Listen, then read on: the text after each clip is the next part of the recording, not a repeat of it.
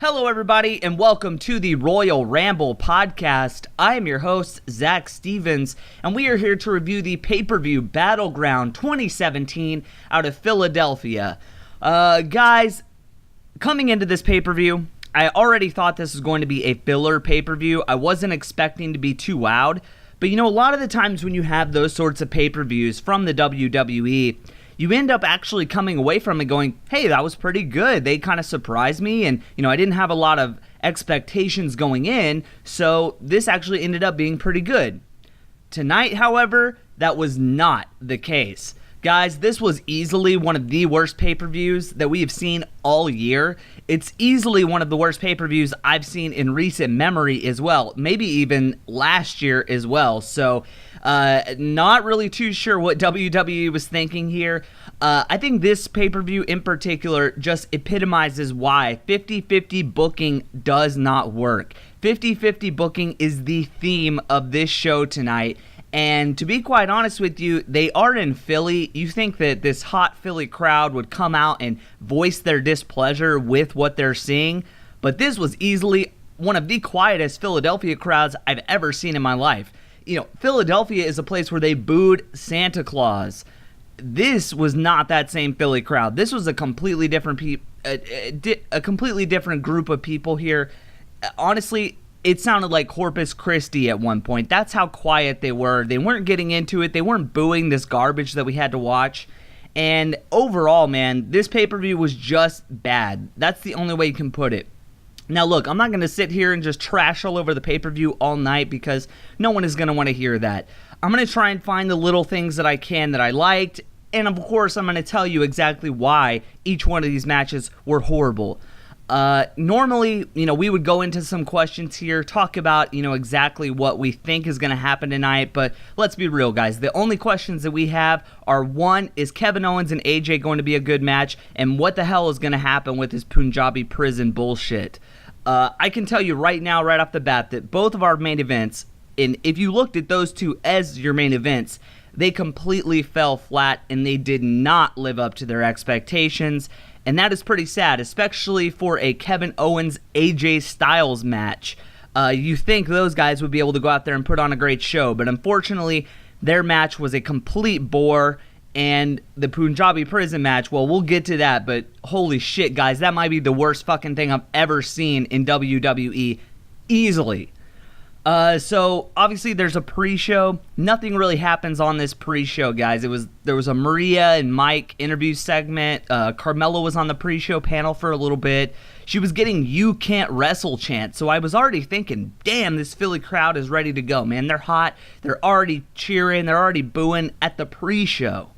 Then Ty Dillinger randomly faces Aiden English. First of all, I had no idea this was a match. I don't remember them building this at all. I guess they had some Twitter beef. That's how they built up this match. So that should tell you already that this is a waste of fucking time. If they couldn't make it to your TV storylines, then why the hell are we watching it on a pay-per-view? Anyway, Ty Dillinger loses the match. So not really sure what's going on with Ty Dillinger. He was so good in NXT. He was so over, and he's still pretty over, right? Those 10 chants are a big deal. Everyone gets behind him. But now he's losing to Aiden English. Again, 50-50 booking strikes again. This, like I said at the top of the show, this is the common theme of this pay-per-view. 50-50 booking. And it just goes to show that it does not help anybody. It only hurts. If you're not building up guys, if you're not letting them get some momentum and get some wins over some key figures, and you're just having them win one, lose one, win one, lose one, nothing ever happens. Everyone stays on the same playing field, and it's just completely boring to watch. So that was the pre-show. Ty Dillinger loses to Aiden English. What the fuck is going on right off the bat from this pay-per-view? So the actual show starts, and New Day kicks off the show. They come out fully decked out in American flag gear. I'm not really sure why. Maybe them and John Cena and Rusev got confused and thought July 4th was actually on July 23rd, but I have no idea. No Big E in this match. They decided to go with Xavier and Kofi, and right off the bat I'm thinking, okay, well that's their excuse. That's why the New Day is not going to win, because their strongest player wasn't in the ring.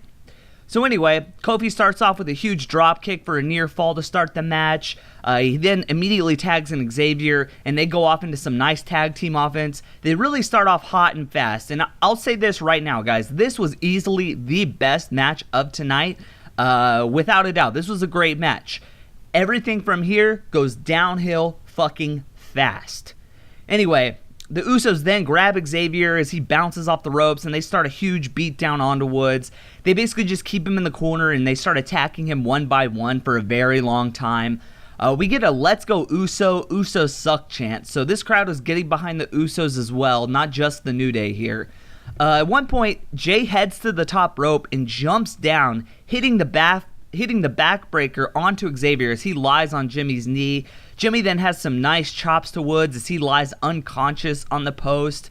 Then Woods finally starts to fight back. He headbutts Jimmy, then Xavier hits a missile drop kick onto Jimmy. He finally gets the tag to Kofi, who comes in and goes off on Jay, who has now just been tagged in as well. Kofi then goes for Trouble in Paradise, but Jimmy is able to dodge it.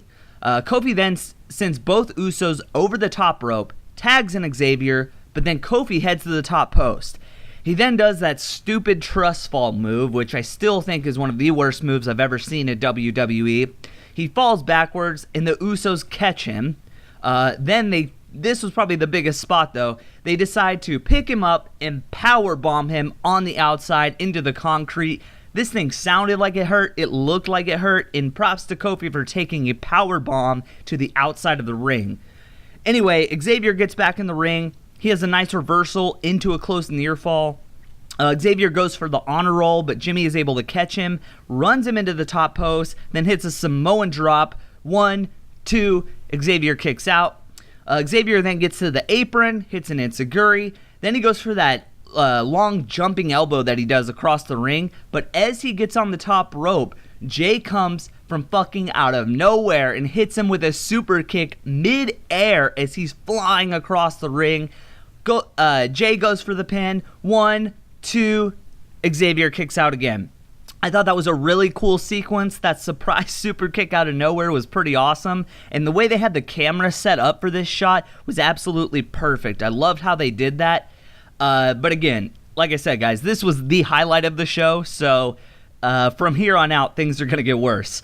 Anyway, New Day then hit the up, down, down for another close near fall. Kofi then eats a super kick. The tag is made to Jay. He hits a splash, goes for a pin on Kofi, but Kofi's able to kick out of that. We start getting "This is awesome" chants, which I had to agree, this was awesome, and the rest of the pay-per-view was not. Kofi is then in the center of the ring. Both Usos are on each turnbuckle, but Woods takes out Jay. Kofi then dodges the ensuing splash. Kofi tags in Xavier. Kofi hits Trouble in Paradise. Xavier gets onto the top rope again, hits that huge elbow from across the ring. 1, 2, 3. New Day just won the tag team titles. I cannot believe that they did. New Day now become the first ever team to be both Raw and SmackDown tag team champions. My thoughts on this: I thought this was easily the best match of the night. This was a good match, and it was a bright spot on what is turning out to be easily the worst pay-per-view of the year. I did not see this coming. If you listen to my prediction show or my predictions at the end of our SmackDown review, I basically said that I thought Usos would retain here, and then they would continue their feud heading into SummerSlam, and then maybe the New Day would get their belts then. That kind of made more sense to me. So I did not see this coming. I did not think the New Day were going to get the titles here on Battleground of all pay-per-views.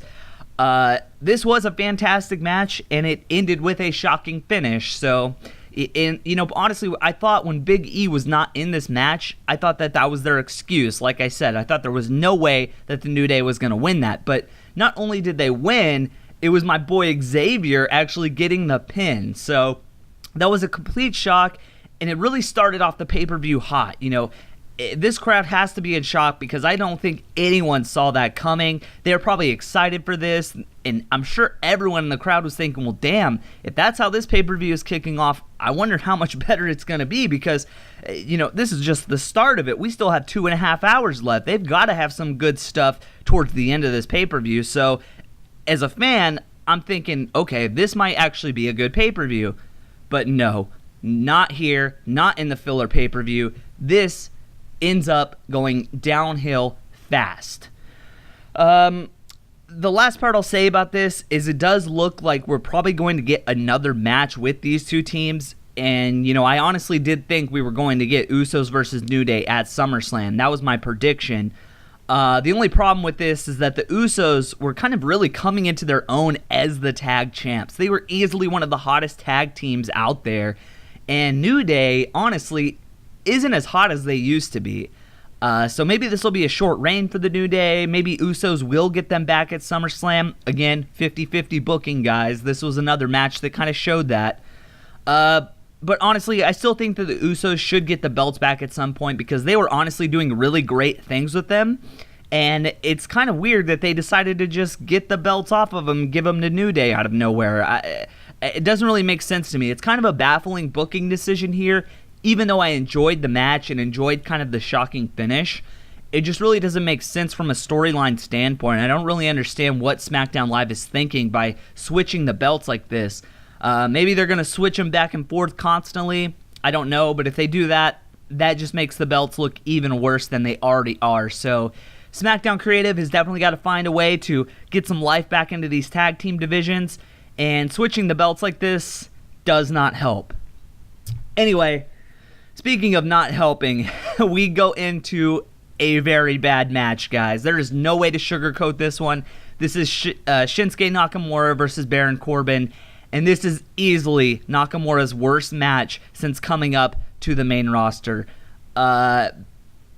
Look, whenever I was originally talking about this match in particular, I thought it could be a good match. I thought Baron and Shinsuke might have a good in-ring chemistry. I thought maybe that, their two styles, even though they sort of clash, could actually come together and put on a good show. Fuck, guys. I was so wrong on that.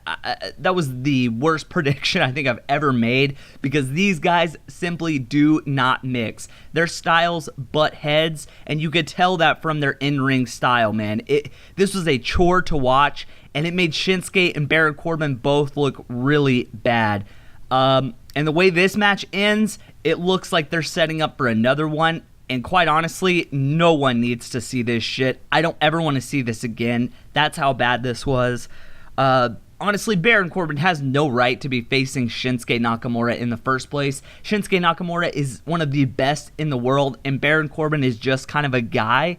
And I think that also is one of the problems with this match in particular, that Nakamura is so much better than Corbin. He had to bring himself down to Corbin's level in order for them to even have a match in the first place. So anyways, this match starts. Both guys start off by jawing at one another until Nakamura finally punches Corbin.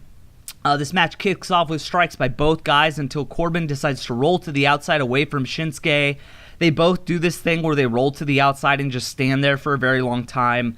Then they get back in the ring and Corbin gets a bear hug onto Nakamura, but then Nakamura is able to reverse it into a triangle arm lock. Corbin then shows his strength by picking up Nakamura from the triangle arm lock and trying to pick him up above his head. He eventually does and is able to escape the lock. There's a big boot from Corbin for a near fall. There's some brawling on the outside of the ring for a bit.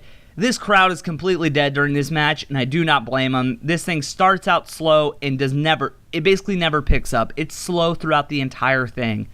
Corbin finally gets Nakamura back into the ring, and he does another bear hug for a very long period. Again, very slow start to this match. This crowd is getting completely restless at this point. Shinsuke's finally getting some offense going after a failed choke slam by Corbin. Nakamura then hits some of his signature kicks into a drop kick.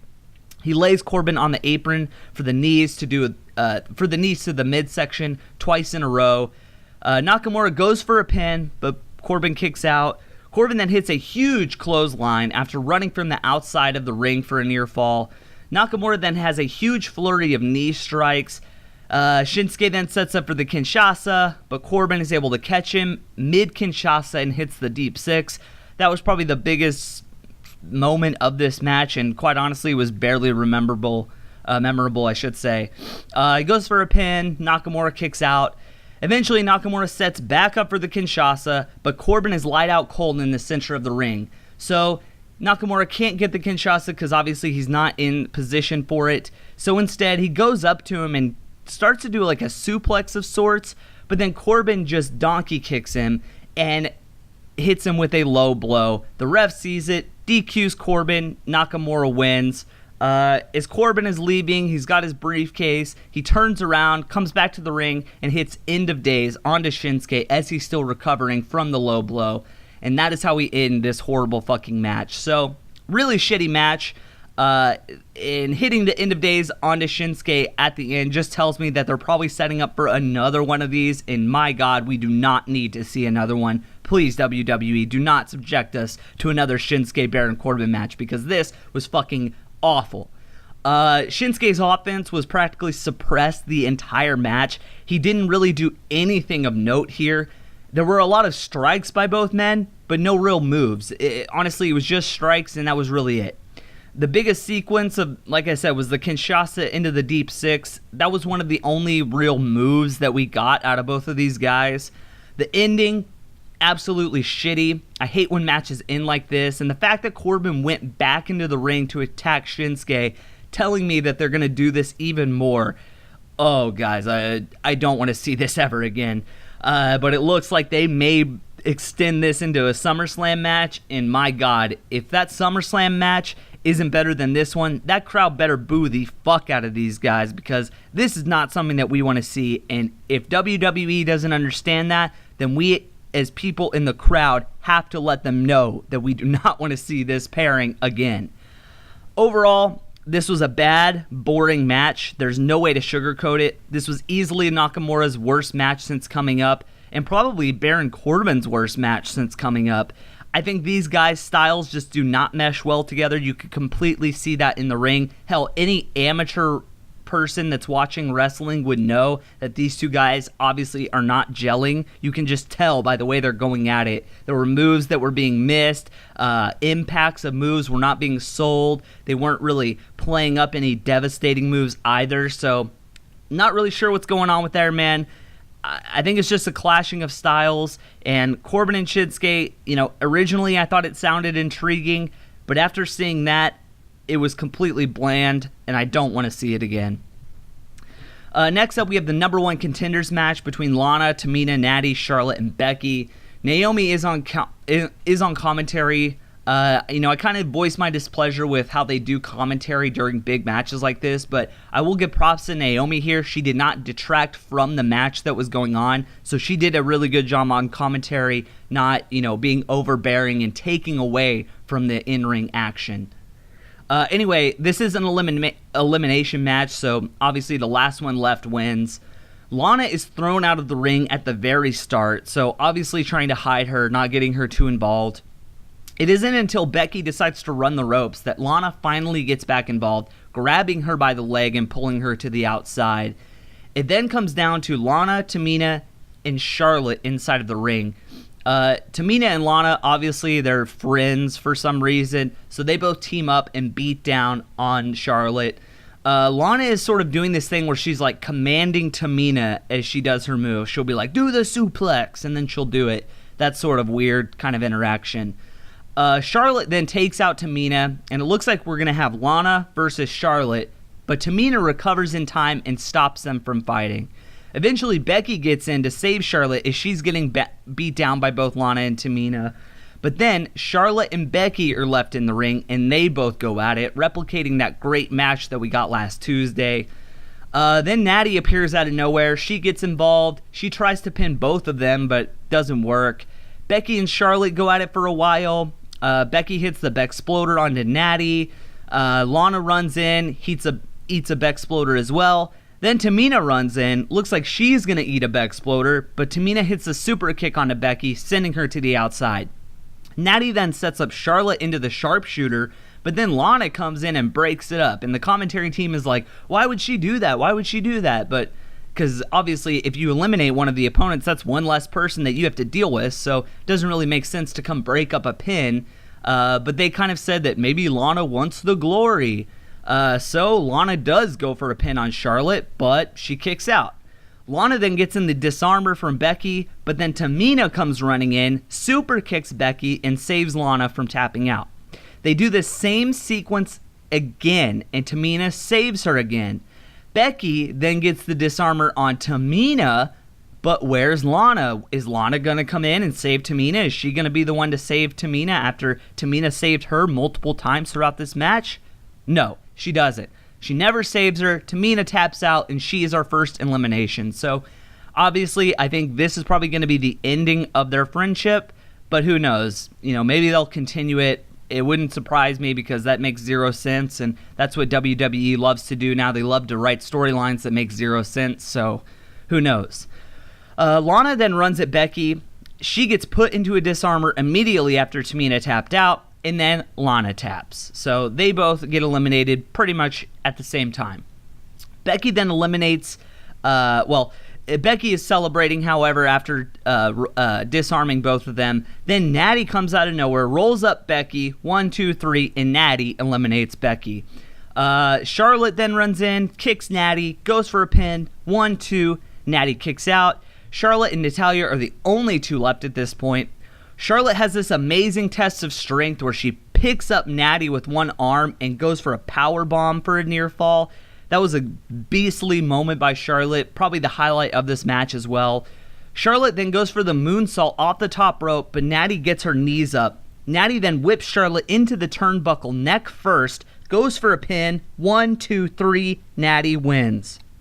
If you guys listen to my prediction show, I actually predicted that Natty would win here, but quite honestly, guys, I wasn't expecting it. I thought maybe Charlotte or Becky would get the win here, and they would maybe set up for the inevitable Charlotte-Becky feud at SummerSlam somehow, even though Naomi has the belt. I mean, they could have swapped the belt during a SmackDown or something like that. I thought they would try to build up to a more a hotter match for SummerSlam, but it looks like we're getting Naomi and Natty at SummerSlam, and quite honestly, I have no problem with Natty winning. I like Natty, I like Naomi. I think these two girls could put on a great match, but I don't think anyone actually cares about this match, and that's the problem, and SmackDown is going to have their hands full trying to get us to care about these two people and the match that they have at SummerSlam, so it's going to be interesting to see what they do with the build for these two women, because as of right now, there's no heat attached to them at all. At the end, Naomi gets off commentary. She enters the ring, stares down Natty. She extends her hand. Natty waits, and then just turns around and walks away, leaving Naomi standing there. Overall, though, I thought this was a decent match, but honestly, it was just nothing really great. I'm honestly shocked still that Natty won, and I called that. I really didn't expect her to get that victory. I thought for sure they were going to give it to Becky or Charlotte, but they didn't. I think Lana maybe had her best showing to date in this match, even though she was hidden by the other four women, so maybe that's what it was. She really didn't have to showcase too much, and I don't know, man. I guess she looked okay out there, but it's really not saying much, saying that this was her best showing to date when she's only had like 2 or 3 other matches that maybe lasted 5 minutes in total. But I thought she looked okay in this match, I guess. Becky and Charlotte, they obviously had some great moments in this match too. Honestly, it just made me want that match even more, but it looks like we aren't getting that based off this victory by Natty tonight.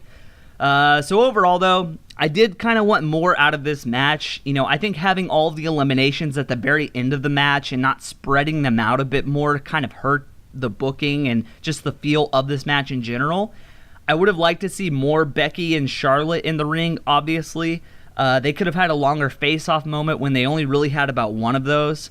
And it looks like Lana and Tamina, either their friendship is going to break up on SmackDown Live, or Tamina is going to forgive Lana and let her go on, even though she did not save her from being tapped out against Becky like she did. So, I kind of thought that storyline was going to come to an end tonight, but it looks like it will not.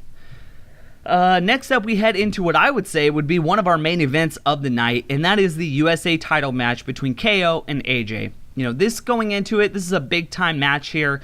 This easily could have been the main event, but now that it wasn't, I kind of see why, because this was a pretty boring match as well. But the one thing that I did like about this match was that I could not predict who was going to win. Kevin Owens, I could see him winning. Obviously, they put a lot of time and effort into his whole new Face of America gimmick, And then, of course, AJ. I mean, AJ, easily one of the best in the business right now. Him winning it at a house show out of nowhere kind of made me think that, hey, maybe they want to put the belt onto AJ and get him going. So either one of these guys could win this match, and that's what intrigued me so much about it. However, unfortunately, the in-ring action that we got was a lot of rest holds and a lot of boring-ass shit out of both of these guys. So, yeah, man, it just did not work for me. Anyway, this match starts out with both guys really getting a lot of counters and reversals. AJ's usually getting the best of Kevin Owens, sending him to the outside multiple times. AJ then takes it to Kevin on the outside, throwing him into the announcer desk and then into the barricade. AJ goes for a splash on the barricade but misses. Then Kevin Owens throws AJ nuts first into the post. KO then gets him back into the ring, hits a senton for a 2 count. KO then gets AJ into a headlock on the mat, and he starts saying, "I'm the phenomenal one." So I kind of thought that was funny. I love Kevin Owens' in-ring shit-talking. That's one of the best things that he does. There's this... he basically has this headlock, like I said. He's got him on this headlock on the mat for a very long time. KO finally goes for a senton on AJ, but Styles gets his knees up. AJ then hits the face plant for a near fall. He then goes for a Styles clash, but he can't hit it. KO throws AJ into the top rope, neck first for a near fall. AJ then hits the fireman's carry neck breaker for a near fall. This match finally started to pick up here. It was a slow start, but the offense was finally starting to come out at this point. AJ then sets up for the 450, but KO gets the knees up, goes for a pin off of it. 1, 2, AJ kicks out. AJ then heads to the top rope, but Kevin Owens hits them, racking AJ in the process. Kevin Owens then heads to the top, but AJ reverses that as well. Styles then gets in position for the phenomenal forearm, but KO rolls out and takes out AJ's legs. AJ then hits the Pele kick, goes for a Styles clash, but his shoulders hurt too bad from the previous moves, and he can't lift up Kevin Owens. Kevin Owens then gets AJ on his shoulders, throws him into the ref, knocking the ref out. Then KO hits a super kick, goes for a power bomb, but misses. AJ then turns it into the calf crusher. Owens then reverses the calf crusher and gets AJ into a face lock. The ref is finally starting to wake up at this point. Then AJ reverses it into a crossface of his own. So this whole time they're on the mat just kind of reversing each other's holds. The ref finally starts to wake up.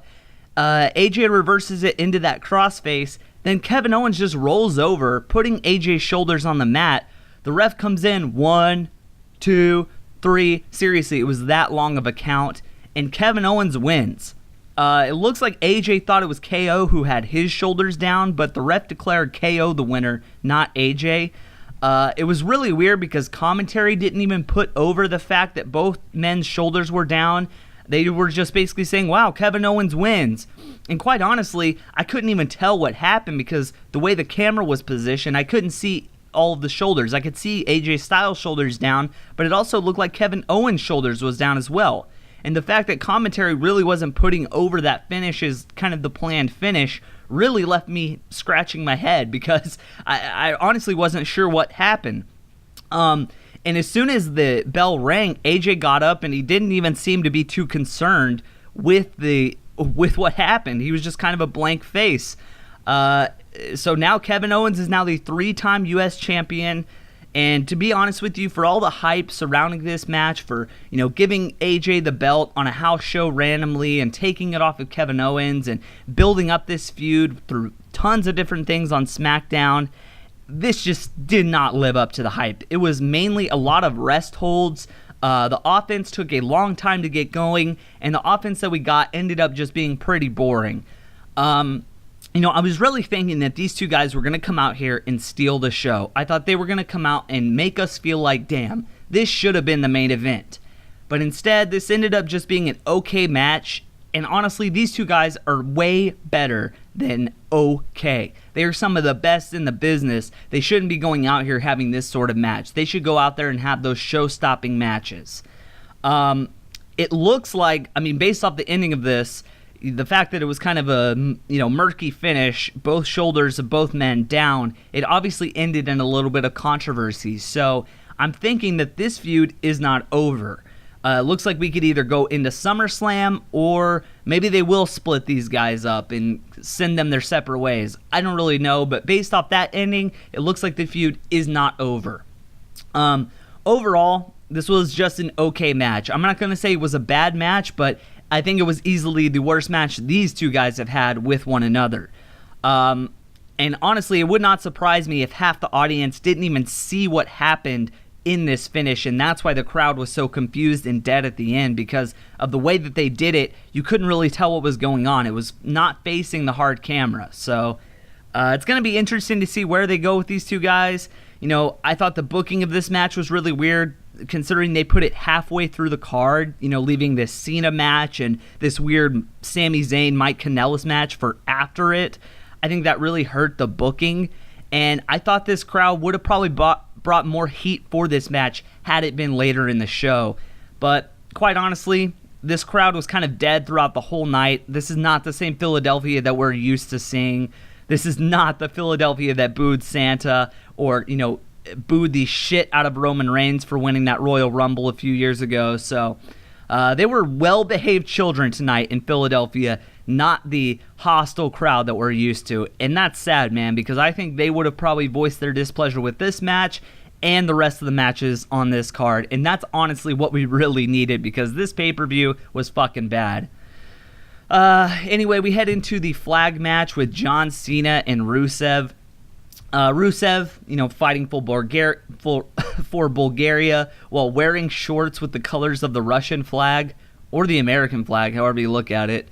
Like I said originally in my SmackDown, my predictions on our SmackDown review, I honestly fear for Rusev in this position. There's absolutely no way that he is winning this match.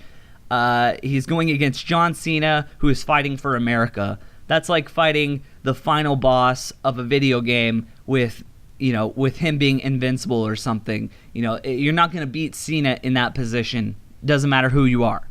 To win this match, though, you have to take your flag off of your respective pole, run it down to the top of the ramp, and stick it into this pedestal, and then you're the winner. So obviously they're going to tease a bunch of times of them running down the ramp, trying to get it in there and not getting it, and, you know, stopping each other from grabbing the flag. You can already see it coming. This match was very long. I think it was a lot longer than it had to be. But I will say this, though. This match kind of got me entertained, basically because all the stuff before this was pretty fucking boring.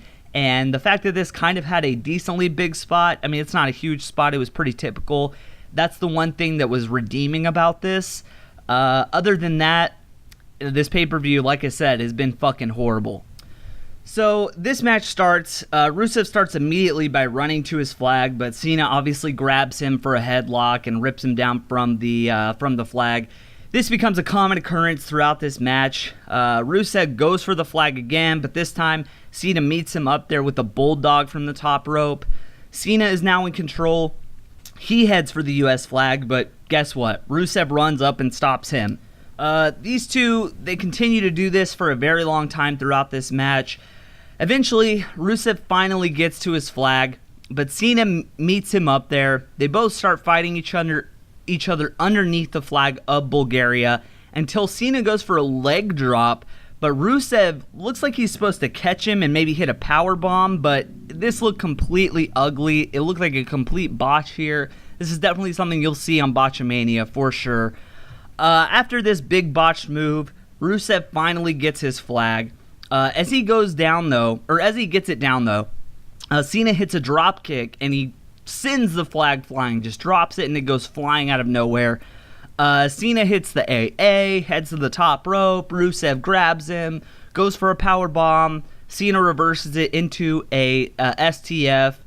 Rusev then taps out, but this is a no DQ match, so Rusev is out cold at this point. Cena is finally able to grab the U.S. flag off of the pole. As he comes down, however, guess what happens? Rusev hits him with a drop kick of his own. The flag goes flying. This is completely predictable stuff at this point. Rusev then grabs his flag, starts casually walking to the podium at the top of the ramp, but Cena comes flying off the apron, taking out Rusev. Cena now grabs the US flag and he starts casually walking to the podium. And this is my big problem with this match, was that when they got the flag, instead of hauling ass to the podium to win, they fucking just walked up the ramp like it was no big deal. It's so stupid and so illogical. That's the one thing that I do not like about this match and about flag matches in general. Rusev obviously takes him out. You know, of course, if you're just going to walk up the ramp casually, he's going to fucking take your ass out. Then he brings the steel steps with him and hits Cena with those as well. Rusev is now in full control. He's dominating Cena at this point. He grabs his flag, but Cena grabs his leg as he's walking casually up the ramp, not letting him move on. Both of them start brawling. Cena sends Rusev into the LED boards at one point. Cena then dives at Rusev while he's standing on the pedestal, but Rusev catches him mid-air and hits a fall-away slam. Rusev then grabs 2 tables and sets them up right next to the American pedestal. Rusev looks to hit an AA onto Cena. Looks like he was going to do his own move onto Cena, but Cena reverses it. Cena then grabs his flag, starts crawling to the podium. He's nearly there, but Rusev stops him again by taking the holster for the flag and beating down Cena with it. He then puts Cena into the accolade at the top of the ramp. He stops. Rusev goes to get his flag, heads to the podium, but Cena is missing. No one knows where he is at this point. Rusev starts climbing up the podium, then Cena appears out of nowhere, stopping him from putting it into the holster. Cena looks for the AA, but Rusev is able to escape. He goes for the accolade again, but Cena stands up mid-accolade, walks up the American steps, throws Rusev into the tables, grabs the flag, puts it into the podium, and wins. This was pretty boring for the first 15 minutes, and I think the last 5 minutes were probably the best, and that's what ended up making it a somewhat entertaining match. But I gotta say, guys, this was way longer than it needed to be. Flag matches are a complete gimmick match, no doubt about it. I did think that these guys tried their best to make this thing fun, obviously with the constant teases and the big table spot at the end. I don't think Rusev necessarily looked super weak in this match, but he looked pretty stupid considering some of the things that he did, like casually walking up the ramp and all of a sudden just forgetting that Cena existed when he went up his podium to try to put the flag in, and Cena just appearing out of nowhere and putting him in the AA. I thought all of that made Rusev look stupid, but it didn't really necessarily make him look weak, and that was my big problem with this match because, you know, after Rusev coming off his surgery and his injury, to come and just get fed to Cena, that's not good. That's not a good way to build up a character by just feeding them to Cena, the part-timer. So I have no idea what they're going to do with either of these guys from here. Will Cena go on to challenge Jinder for the WWE title? Will Cena go on to challenge for the USA title? I have no clue at this point. And as far as Rusev goes, he needs to get into a feud where he can actually win. You know, he's this big, badass, brooding heel, but he's not been in any feuds lately that help get that message over. It's been way too long since we have actually feared Rusev, and he needs to be put into a feud that can get him back onto that top level, be a big badass heel, and build him up for someone like an AJ or a Shinsuke or, you know, one of those guys. So hopefully they can figure that out, because as it stands right now, Rusev is a shell of his former self. Next up, we have the Fashion Files. It's a full-on X-Files parody. They're dressed up by Mulder and Scully. Then we all of a sudden see a shadow. It's the Ascension. They basically just say, it was us all along. And they ask, you know, why did you do it? And they say, because we wanted to. But then Fandango says, no, you weren't at last week's show. You were seeing Eddie Money. You had those Eddie Money tickets that we gave you.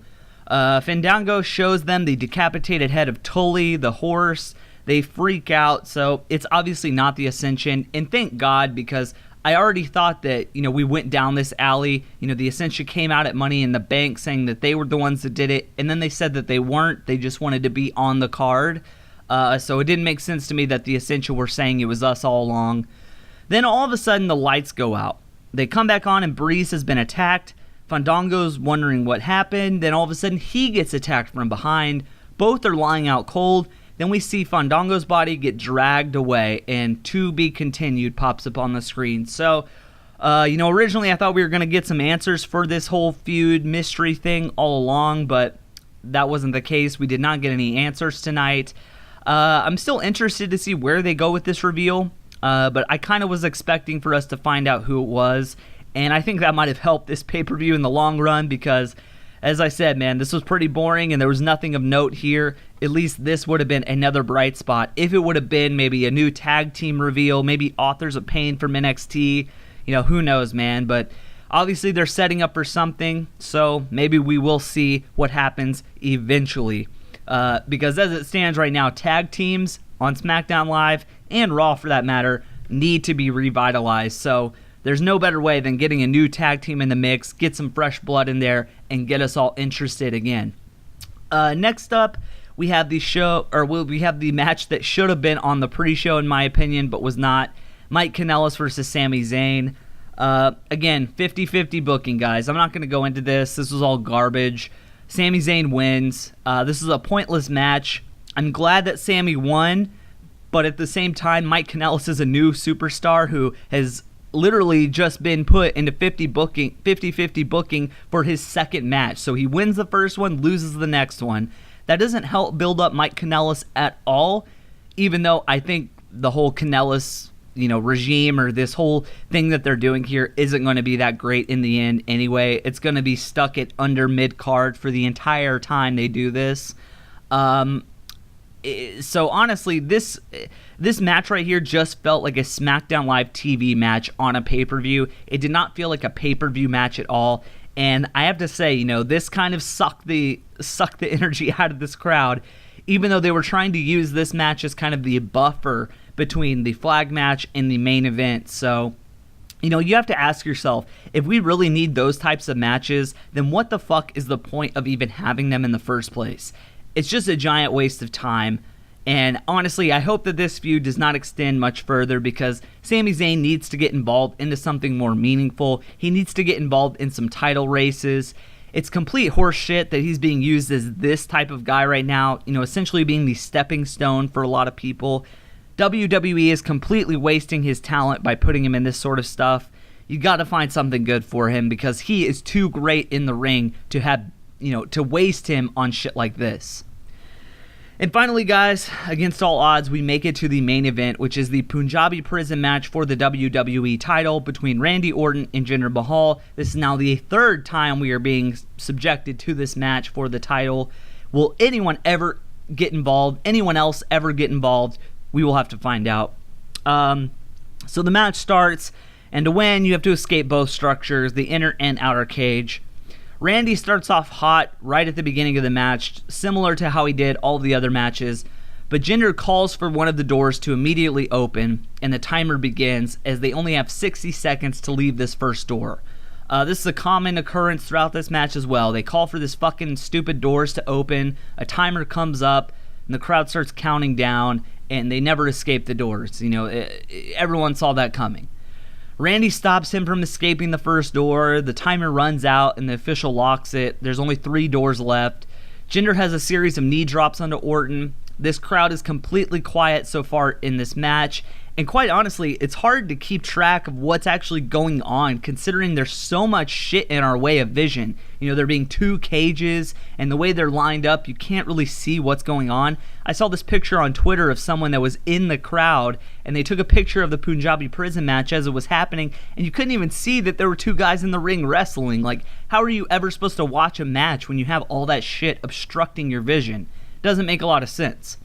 Anyway, Randy is able to stop him from stop climbing the inner cage. Jinder's trying to climb at one point, and Randy stops him.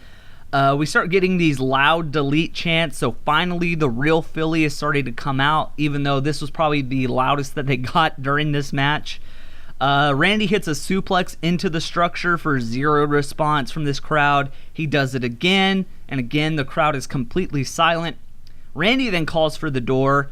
He doesn't get out of it. Big surprise. There's only 1 door left at this point. This match is getting completely crickets. The loudest this crowd gets is when they start counting down the clock shown for the doors. So when it gets to about 10 seconds, the crowd starts counting down like it's the Royal Rumble or something. and that's about as loud as they get during this match. Randy then hits a power slam, then a draping DDT. Randy then calls for the final door, and instead of escaping immediately, he decides to hulk up and get ready for the RKO, looking like a complete fool. He misses, Mahal hits a knee, Jinder goes for a Koloss, but Randy reverses it into an RKO. Then the Singh brothers appear out of nowhere, and we all saw that coming. We knew the Singh brothers were going to get involved somehow, even though these cages were supposed to prevent them from getting in. They pull Jinder outside of the first cage, they lock the door, and they leave Randy behind inside of the ring as the door is locked. Randy decides to climb the first structure to get out. Obviously, the doors aren't going to open, so his only option is to climb, while Jinder is climbing the second. Jinder is near the top of the final cage, and Randy is at the top of the inner structure. But Randy can just simply step over and climb to the top of the first, or to the second structure from the top of the first. So it made this entire thing completely pointless, making zero sense. If he was able to just climb to the top of the inner cage and basically jump to the top of the second one, why didn't you do that in the first place? Anyway, both men start fighting at the top. Randy finally knocks Jinder down, but the Singh brothers stop Orton and they beat him down for a little bit. Jinder starts climbing as, the Singh brothers are holding Orton back. Randy finally gets them off. He starts climbing, catches up to Jinder, knocks him down. He takes out the Singh brothers, but then Jinder comes out of nowhere with a kendo stick. Randy eventually shakes him off. He gets a kendo stick of his own. He exacts revenge on Jinder. Randy starts climbing the side of the cage facing the announcer desk, and then Samir Singh meets him on the outside of the cage, and Orton is on the inside. So you have Samir on the outside, Randy's on the inside. Finally, Orton punches Samir, and he goes flying from the top of the cage and crashes into the announcer desk. Holy shit, that's our big spot. On our prediction show, I was saying, they need to do a big spot in this match. That's why you have these cages in the first place, is to put on a big spot. And I questioned whether or not Jinder or Orton were going to do that. And of course, they did not. It was the Singh brothers that are going to do the big spot here. Orton then gets a chair. He beats down the other Singh brother, and then he starts hitting Jinder with it. Orton starts to climb now. He's the only one that can climb. Everyone else is laid out. And then all of a sudden, Jinder's music hits, and out comes the great Khali. Oh my God. Orton is climbing. He's at the top. Khali shakes the cage. Then he climbs up, grabs Orton by the throat. Jinder is now climbing as well. He's fully recovered. Orton is fading. He can't breathe. Khali is just choking him out. Jinder exits the cage as Orton fades.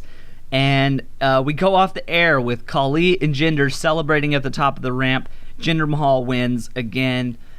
My thoughts, this was a fucking horrible match. I could not even tell what was going on most of the time in this match due to the cage basically blocking our vision. The whole period inside of the ring where they open the doors and then close them and open and close them was fucking completely pointless. The fact that Randy was able to just climb the inner structure and then easily get to the top of the second structure also made no sense. If you think you're actually going to make a match that is like this, you would make those cages not be so close so someone can't cheat like that. So it completely just took away all logic from this match right from the beginning. Khali coming back, not a big surprise, honestly. They mentioned Great Khali a few times during SmackDown Live, so I kind of had a feeling that he was going to make his return. I don't honestly know if he's actually back, but I hope to God this is a one-off thing because Great Khali has no business being in that ring. He's easily one of the worst wrestlers of all time, and the fact that he is at his age currently, he can barely walk. I mean, if we see him versus Orton at SummerSlam, if that is the big match that they think we're going to get excited for, they got another thing coming, man, because nobody wants to see Great Khali in that fucking ring. There is no reason also to have another Orton versus Jinder match. This needs to be the final one. Look, I know Orton is going to say, oh, he cheated. He had Khali come out and help him. He had the Singh brothers come out and help him. But guess what, Orton? This was a no DQ match. There are no rules in a no DQ match. He can have anyone help him that he wants. So he played by the books here. There's no reason to get another rematch out of this. Orton did not get screwed, even though he's probably going to play that up on SmackDown Live. Jinder used the rules to his advantage. It wasn't a dirty win. He did everything by the book, so there is no reason to have another rematch. We do not need to see a fourth version of this, and if we do, I'm fucking not watching it. I refuse to review it. If we get it again, I'm done. I'm fucking done with it. I do not want to see Jinder versus Orton. Put Jinder against someone new, and get Orton off my fucking TV for a long time, okay? I'm done with it. I'm fucking done. Anyway, overall thoughts on this horrible pay-per-view. It was fucking bad. It was simply that bad. These matches were strangely booked, very bad wrestling in the ring from some of the top guys, including AJ and KO. Didn't make any sense. The Punjabi prison match was an absolute fucking chore. Easily one of the worst main events I've ever seen. We couldn't even tell what was going on. All the in-ring action and all the teases did not work. The biggest part of that match was the big spot, and it was with Samir Singh, someone that wasn't even in the match. You know, you have these two guys. You have Jinder and Orton, right? They're the two guys that are supposed to be vying for your, the biggest title that you have. And the biggest noteworthy thing to come out of this match was someone from the cruiserweights, It just blows my mind that these two guys cannot figure it out, and booking cannot figure out that we don't want to see these two motherfuckers in the ring with each other anymore. Anyway, the highlight of tonight's show was obviously the New Day winning in that match. That was the best match of the show. I thought it was great. I thought it was weird that they had the New Day win. Like I said, the Usos were one of the hottest tag teams that they had going right now, and it didn't really make a whole lot of sense to take the belts off of them right now, but oh well, 50-50 booking, right guys? 50-50 booking. That's what we do at WWE. KO getting the U.S. title back, also 50-50 booking, guys. What do you know, 50-50? It doesn't make sense, man. Just horrible, horrible decisions. This was a bad match, and I don't want to see this match again either, even though it looks like we might see it at SummerSlam. The women's match tonight, I thought it was kind of entertaining, but also pretty sloppy at points, and putting all the eliminations towards the back end of the match really didn't help. And I honestly think that the whole match that they're building towards, Natty versus Naomi, isn't going to light the world on fire. It's probably going to be one of the worst matches on the SummerSlam card. It's going to end up being that one where it's going to be the pee break. Let's just be honest. It's going to be the one where the crowd gets up, goes to grab a beer, goes to take a piss, and they come back and get ready for the next real match, because no one really cares about these two women fighting each other. There's just no heat surrounding it, and I doubt that SmackDown Live is going to build much heat around these two characters either. The Baron Shinsuke match, easily the worst Shinsuke's ever done, and probably the worst Baron Corbin has ever done. These two guys just do not mix well together. They have a clashing of styles when it comes to in-ring wrestling. They do not mix. Look, I'm not saying that they can't have a great match, but if this one was any indication of the future, these two guys do not need to be touching each other again. It was horrible. And like I said, guys, finally, the Punjabi prison was a fucking bore. The ending with Khali coming back, I don't know if they're honestly going to keep Khali in the WWE. I don't know if he's going to go into face and actually have matches. But if he is, get ready, because it's going to be hard to watch. I'm just telling you right now, this dude can barely walk. He has no business being in the ring. I honestly don't know what WWE is thinking. If they think that that is going to be a hot SummerSlam match, they are more delusional than I thought. Overall, guys, this was easily one of the worst pay-per-view matches I've ever watched. KO and AJ were supposed to be the saving grace of this match, and quite honestly, they were not. It was just way too many rest holds. It was not a typical AJ Styles match. And, you just have to ask yourself, why the fuck did AJ get the belt in the first place if they were just going to give it right back to KO? Again, like I said at the top of this show, tonight, Battleground should have been called 50-50, because that's all that happened, 50-50 booking. Anyways, guys, that was our Battleground review. Horrible, horrible pay-per-view. I would give this a D- if I had to put a letter grade on it. That's how bad it was. You're nearing F levels with this one, WWE, so you better figure it out. Anyway, guys, if you're interested, hit us up on Twitter, Ramble_cast. We're also on Podbean. Check us out over there at royalrambleradio.podbean.com. And, of course, on YouTube, man. That's the premier place to listen to our podcast. That's where you're going to find the highest quality versions of our episodes, as well as our entire backlog of episodes as well. So definitely check us out over there. Hit subscribe and leave us a comment. But, yeah, guys, that was our Battleground review. Horrible show. I'm so sorry that you had to be subjected to that.